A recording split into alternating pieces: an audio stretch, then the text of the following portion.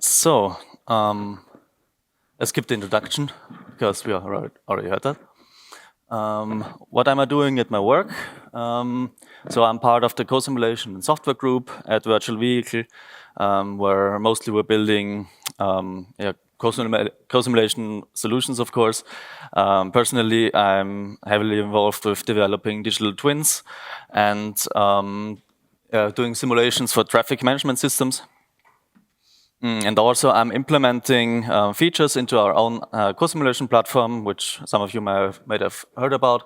And also, what I'm doing at my PhD is also one of these features. So, in my PhD, I'm working with non-iterative and hybrid co-simulation, so hybrid between continuous and discrete simulations, especially with event handling and prediction of state events. So let's look at the previous work that I did. So just to get everybody under the same level, an event is a discrete change in the system. Usually you have a continuous system where an event is like a change at a single point in time, which is non-continuous. A state event is an event that is triggered by the system entering a certain state, for example, a collision. And the shared event is a state event that is occurring in more than one subsystem in a co-simulation at the same time.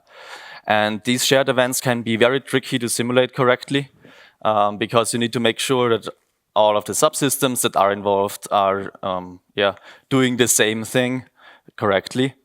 And we had an idea on how we could handle this. And this is to predict such events beforehand and reduce the time step so we can make the simulation more precise whenever we need. And the solution for this was to formulate some event conditions from the outside that you can extrapolate and then predict when an event occurs. So we can see this here on the, is this so? No. Oh, yeah, okay. Okay, the laser pointer is not strong enough for this. So here on the right side, there's just some sketch how this could look like. So we have some event for which we have three conditions. If the condition is below 0, that means it is fulfilled.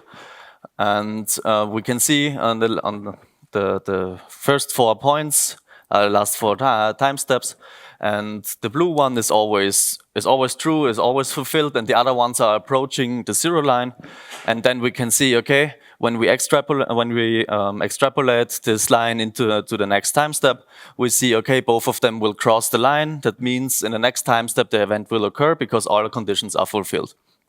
And then we just need to use basic zero crossing to find at which point in time this occurs exactly, and then we can adapt the step size of our simulation in such a way that the event will be handled correctly.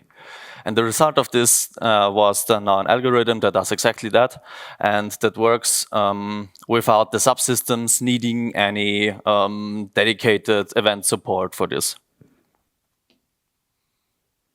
So, one before. So I developed this algorithm, and what I did now, what I want to show you, is to compare it with other similar event handling methods, and to see how well it performs. So I'm comparing this to rollback and to early return, and I will present all 3 of our algorithms now shortly. So the first is LookAhead that we were just talking about. For this, the workflow is as such: you formulate your event conditions, and then you just start a simulation. Everything is working with a constant step size until some event occurs, and then the step size can be reduced. Like you can select different parameters, how safe you want to be with that. So, for example, when you're detecting it in half a time step, the time step will be reduced not by 50 but by 60%, for example, so that you can be sure that you will not miss the event. Yeah, and the advantages of this are that you do not need to have any internal access to the subsystem, so that they can be a black box. You don't need to change anything in your model. You're doing all of that outside of your subsystems. You're doing that in the importer, and also the computational cost of LookAhead is very minimal, because you're not changing anything. You're just looking at certain inputs and outputs and saying, okay, if this is happening, let's reduce it and have 2 or 3 more time steps. So it's only tied to the event complexity and not the model complexity. So it doesn't matter how big your model is. If you're only having one event, but this is very important, then you can use this. The limitations, on the other hand, are you need to know how these events occur. So you need to know what they depend on. And you also have to be able to model these events from the outside without accessing the state of the model directly. So you can use inputs, outputs, and parameters and whatever, but you can't use any internal states that you can't access, obviously. So then rollback is a bit simpler. Rollback is just the ability of a subsystem to reset its state. And for example, an FMU can do this with this get state and set state functions. And here, you're saving the state of a subsystem at every point in time, or maybe in regular intervals, depending on how computationally expensive that is. And then you simulate, and if your step succeeds and everything's fine, then you can just overwrite the save state with the new one. But if the step fails or you missed something, then you can reset and start the step again. And with this, the biggest advantage is that you can go back and correct any mistakes that happened in your simulation. So if you say, okay, the event was not handled correctly, I'll just redo it. And also you can minimize your error as far as you want, basically, if you do this with many iterations. But also when you're doing rollback, it's iterative co-simulation. This can be computationally much more expensive because you're redoing your steps very often, especially when you're having large models that are taking a long time to save. This can be not that feasible. And also, like, if you're having real-time applications, of course, this is not possible. So then early return, this is a new feature in FMI 3. Early return means that you can run your do-step, but your FMU ends the step prematurely, but still successfully. So in this example, an event, if the FMU sees that an event is occurring, then it stops at exactly this point in time, and you do not need to retake the step. But the importer sees, okay, the subsystem did not calculate the whole step, but it stopped before. And then, for example, okay, there was an event happening. Then you can handle these events and then resume your simulation as before. The biggest advantage is how versatile it is. So you can use early return for many other things as well. You don't need to repeat any steps. And the importer does not need to know the exact event times. So the importer just sees, okay, it stopped, something happened, but you do not need to know this beforehand. The importer does not need to tell the FMU to which point it needs to calculate. And like with LookAhead, it's basically free. So you're just stopping earlier and just need to maybe have an if clause in your model. The biggest limitation for early return is that your importer needs to be able to handle this. So if your importer expects that you're completing the entire step, then this could be seen as an error, or it could calculate wrongly afterwards. And also, when you're having multiple subsystems, but some of them stop early and others don't, you might need to be able to reset them or calculate or run the co-simulation in a way that you're always doing the early return subsystems beforehand and then giving these time steps to the other ones.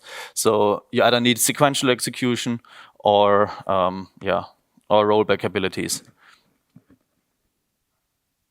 So now then I did a comparison between all three of these. It's a simple spring damper mass system. So we have these two masses here that are connected together with a spring, and also the upper mass is connected to the ceiling.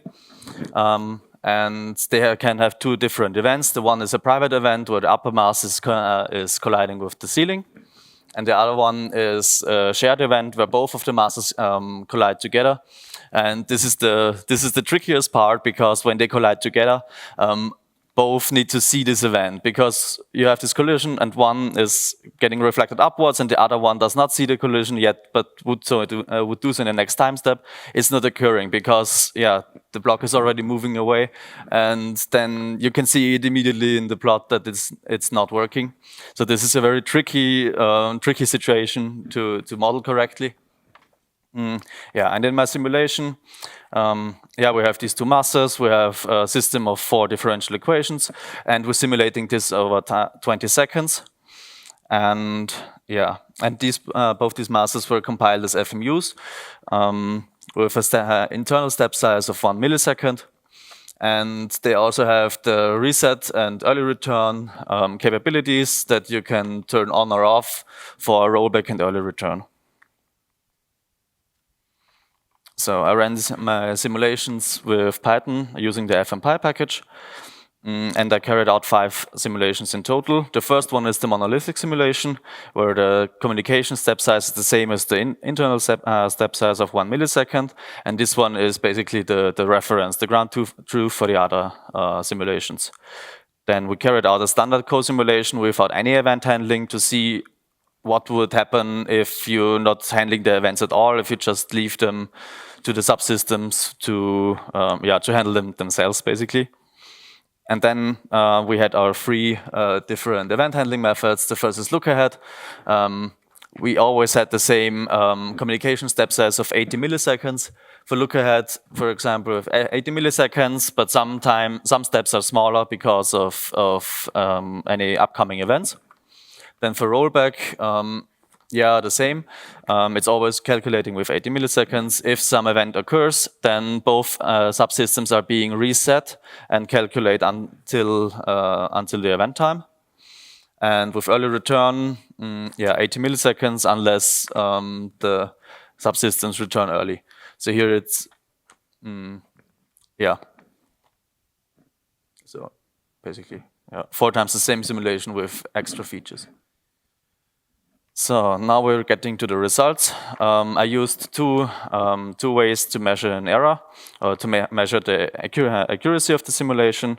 The first one is the position error, where I'm just summing up the absolute deviations of the positions of both masses. And also I'm taking the root mean square of this then. And the second one is the time precision, where I'm just summing up the accuracy of the time steps when the events occurred, and just then took the average of that.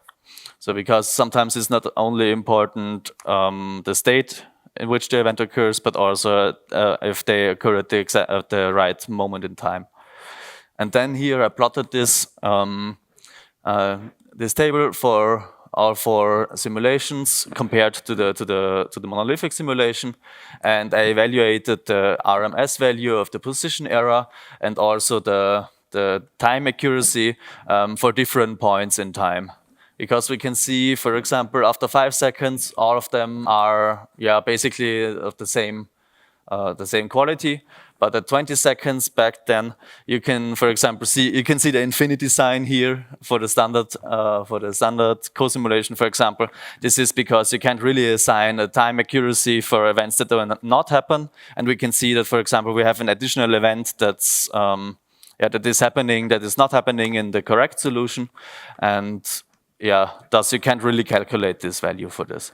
But we can also see that for LookAhead, rollback especially, the errors are staying more or less the same over time, so they're not worsening. But it's much easier to see that here in the next slide. So we can see here now the comparison with the standard in yellow and the early return co-simulation in green.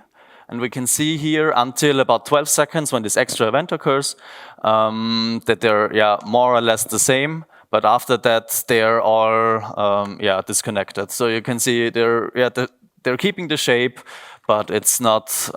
You're having a different system afterwards. On the lower half, you can see the error.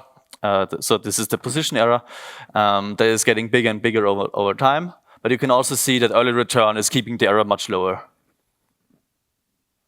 Now, when we look at LookAhead and rollback, we can see that the errors are much smaller. Here is like by an order of 10 or 20 less. And also on the upper half, you can see, okay, it's one big line, so we're still on track. And here it's a bit hard to see, but here we can see all of them. We can see that the red and green lines, which are LookAhead and rollback, are staying much closer to 0, while early return and the standard co-simulation are getting bigger.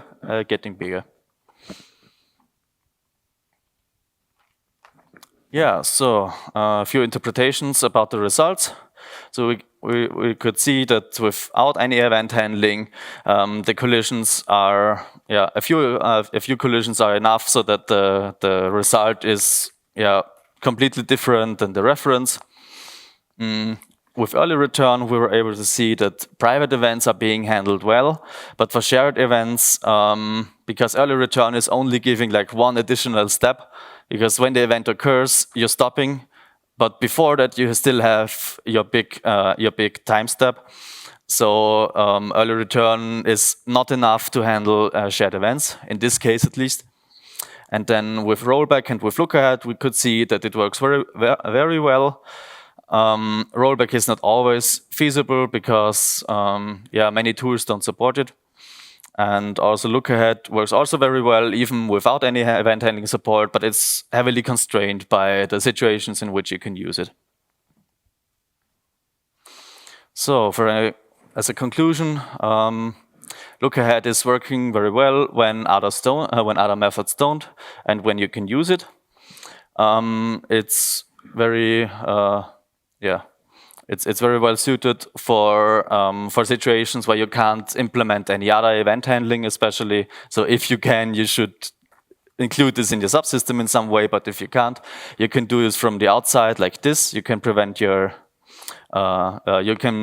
your events. And it's basically also you don't need a lot of additional computing cost. So in this example, we had 250 communication steps during the simulation in the standard way, and we had 12% more, or 35 additional steps with LookAhead in total. So it's not much more.